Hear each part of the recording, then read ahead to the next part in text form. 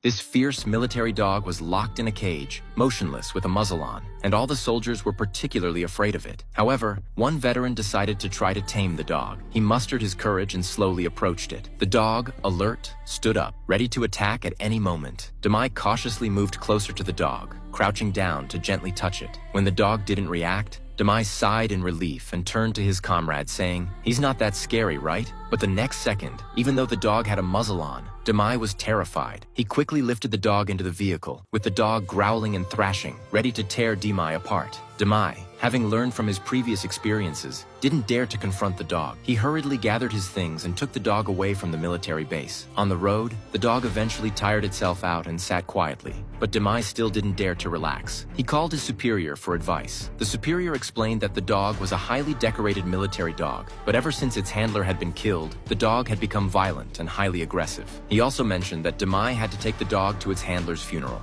Of course, things didn't go as smoothly as expected. As soon as Demai hung up the phone, the dog started acting up again. He tried to calm it down by talking to it, but the dog wouldn't listen. It scratched wildly, and Demai, scared, quickly stopped the car. As soon as the car came to a stop, the dog quieted down. Demai, risking a bite, decided to remove the muzzle from the dog. However, when he tried to take the dog out for a walk, the dog became agitated again, resisting fiercely. Demai quickly closed the door, leaving the dog alone in the car. But when Demai was gone, the dog managed to tear apart the cage in a matter of moments. When Demai returned, he was stunned by the scene before him. The dog was furiously tearing up the seat, shredding the leather. Demai, though anxious, didn't dare open the door. If he did, the destruction would only escalate. Left with no choice, Demai came up with a plan. He put a tranquilizer into a piece of sausage and fed it to the dog. After eating it, the dog collapsed, limp, inside the car. Having subdued the dog, Demai felt somewhat smug. He drove to a small town where they parked for the night. Worried that the dog might be hungry, Demai put out some dog food in front of it. However, the tranquilizer hadn't worn off yet,